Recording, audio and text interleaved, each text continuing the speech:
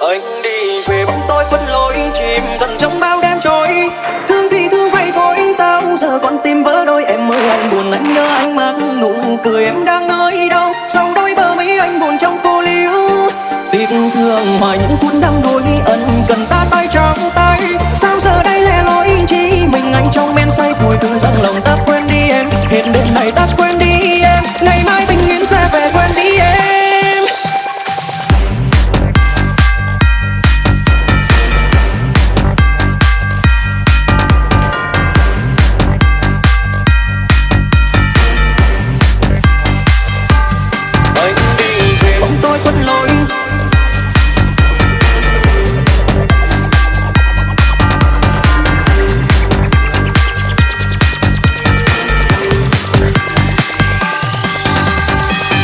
Mưa phổ bay này